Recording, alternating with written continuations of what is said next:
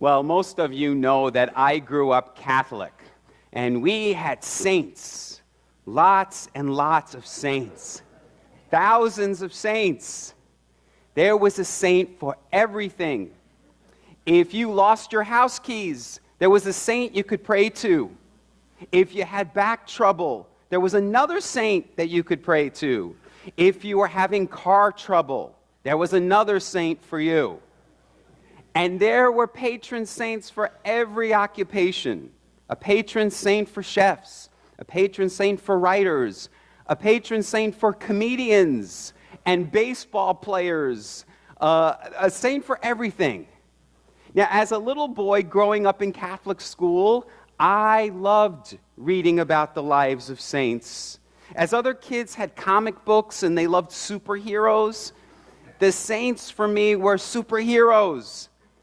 Because I learned that to become a saint, you had to have superpowers. You had to perform miracles.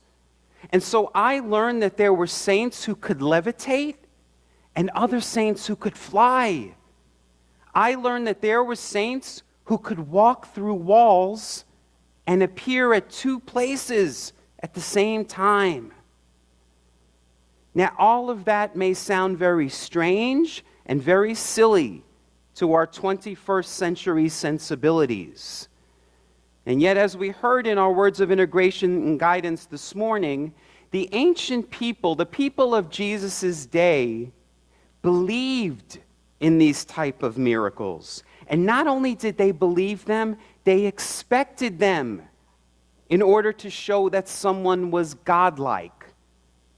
And so we heard about Hercules and Isis and Apollonius and Pythagoras, people who did things like cure the sick and calm storms and bring people back from death. So can you understand why the early Christian writers had to write stories showing Jesus doing similar things? The Gospel of John that we have been reading from during the Lenten season is full of these type of incredible miracles, miracles that appear nowhere else in any of the other Gospels.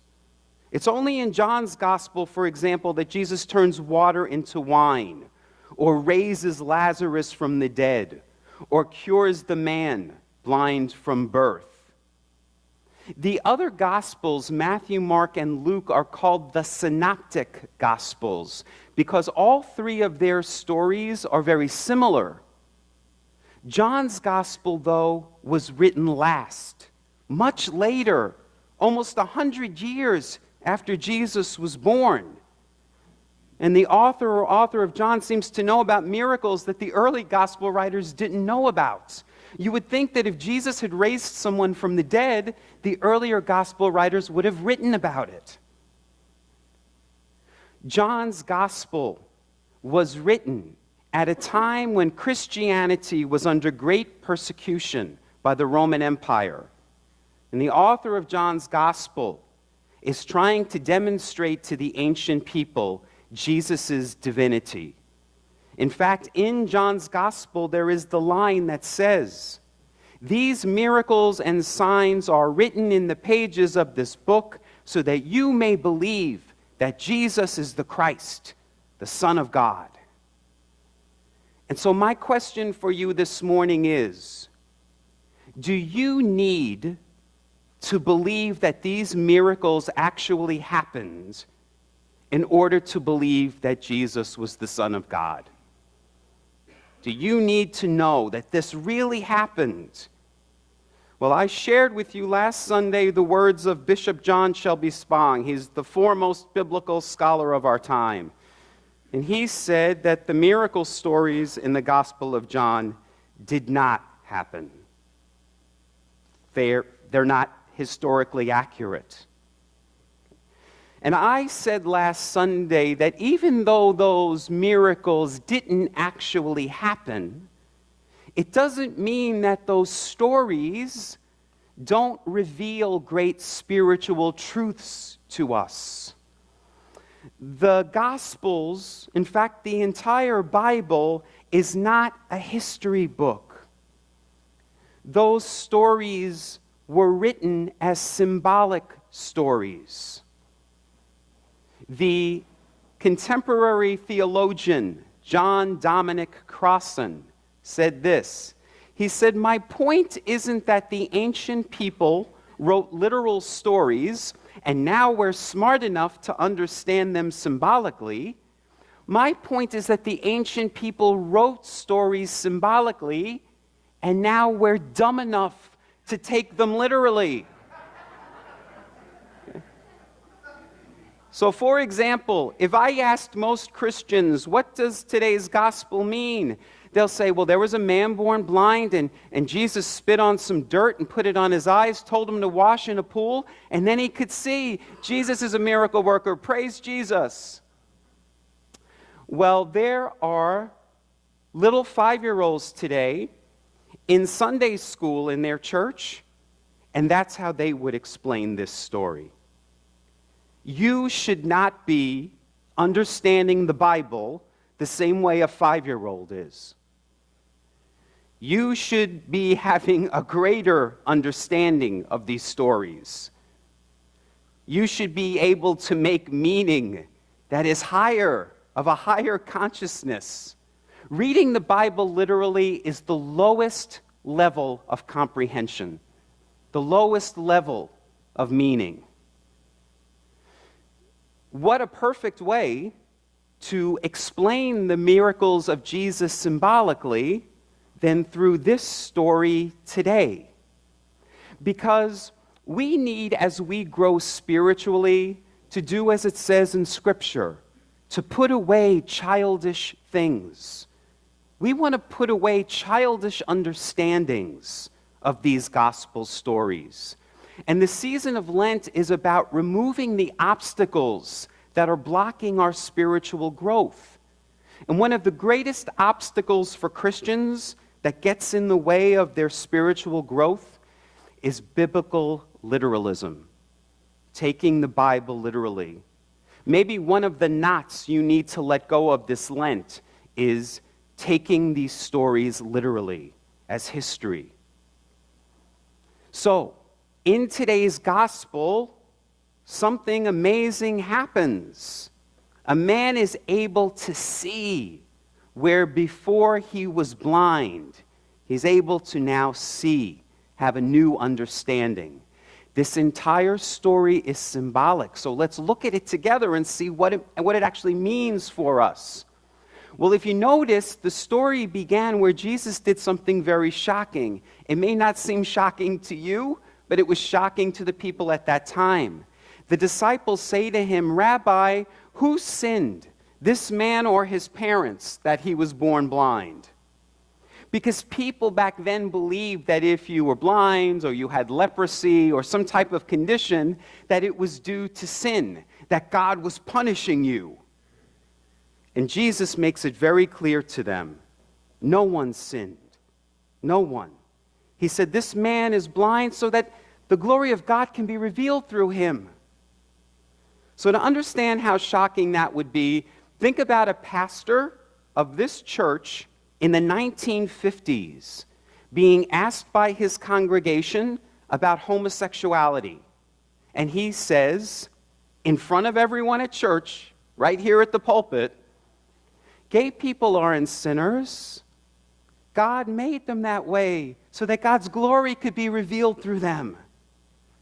That's how shocking it was. Okay? So Jesus first does that. Then he does something else that's shocking. He works on the Sabbath. The Sabbath is supposed to be a day of rest. So the Pharisees, the religious leaders of Jesus' time, they're angry because Jesus has said that the people who are suffering from illness, it's not a result of sin, which they have been teaching that it is. And then they are saying, well, one of the commandments is you don't work on the Sabbath, and he is. So he, Jesus, must be a sinner because he's breaking the commandments. So again, Jesus was a threat Jesus was trying to open people's eyes, the eyes of his disciples, the eyes of the religious leaders, by saying, open your eyes, stop taking the law so literally. Begin to see in a new way. And what better way to demonstrate that than to actually heal a man who is blind? So Jesus, as we saw, spits in the dirt and puts it on the man's eyes. The dirt isn't magic. Okay? The dirt is a symbol. The dirt comes from the earth. It's symbolic for the material. When we look at things through the eyes of the world, through the material, our spiritual sight is muddied. We're not seeing them clearly. And Jesus has the man go and wash in the pool of Siloam. Notice, the man has to take action. The man actually has to physically work. This is what we see in the synoptic gospels. In Matthew, Mark, and Luke, whenever somebody is healed, Jesus never takes credit for it, ever. He always says to them, your faith has made you well. Your belief has made you whole. That they brought about their healing. So the blind man has to actually take steps. He has to actually believe. And he goes to the pool and washes. Now, I've shared with you before, whenever you see water in the Bible, it's a symbol of Spirit, of the Holy Spirit. The pool of Siloam was the only pool of fresh water inside the gates of ancient Jerusalem. The only place you could get fresh, pure water. So again, the man is taking the mud of the material and he is washing them in the spiritual, in that pure water of spirit. So symbolically taken together for us, we are spiritually blind when we are looking at ourselves and people in our lives and situations in our lives through material eyes, through worldly eyes. It's muddied, it's not clear. But when we wash and cleanse our vision, we start to see things the way Spirit sees them in the light of the Christ. Then we see as God sees. We see more clearly. And that is a miracle. You know, miracle, the root word mira, you know if you speak Spanish, mira means look, open your eyes. Miracles are happening all around you, but you won't see them if your vision is worldly vision. You need spiritual vision. I shared with you a talk when we came back from our church trip to New Mexico about all of the miracles that we experienced there. Miracles are real. Jesus was a miracle worker. Now, many of you know that title from the play about the life of Helen Keller, the miracle worker. But Helen Keller isn't the title character. The miracle worker isn't Helen Keller. The miracle worker was her teacher, Annie Sullivan. Helen Keller was the miracle, but the miracle worker was the teacher. Jesus is our miracle worker. We call him Rabbi. He is our teacher. That's what it means. Jesus is teaching us to become the miracle. Jesus had the power within him to work miracles, to turn lack into abundance, to turn dis-ease into wholeness, to turn darkness into light. That power was within him, and he said, I'm using his own words, he said that power is in you too. And he said, All of the things that I have done, you can do. These things and greater. Jesus did not want us to worship him as the only person ever who worked miracles. Jesus wanted us to work miracles. We have that power within us. Unfortunately, Christianity, since its history, has been about worshiping the one man who we believed was the only person who could work miracles, when what he wanted was for us to keep working miracles. But most of us haven't gotten that message. Our friendship hall is in dedication of a man named Joe Pearson. And if you read the plaque on the friendship hall wall, is a quote that Joe would say to everyone when he left them. He would say, "Now go and make that miracle happen." That's what it says on the plaque. And I love seeing that. It always reminds me of that. That's what we are to do, to go and be the miracle and to make the miracle happen. It's about us, not about Jesus. It's about us. That's what Jesus' whole teaching, his whole ministry wasn't about him. Do you think he was an ego guy? Do you think he was, "Now I work all the miracles, bow down and worship me"? All of his teachings was about you. You are the light of the world. The kingdom of heaven is within you. You are sons and daughters of God. His teachings were about you. Now, the season of Lent is the perfect opportunity for us to see things more clearly. Notice that the man was healed on the Sabbath. I've told you before, the Sabbath is not a day of the week. The Sabbath means a time of rest. When you are in prayer and meditation, you are honoring the Sabbath. You are resting from your daily life. You are taking time to be still. And in that, you do what the man did, the blind man in this story. You rest and you wash.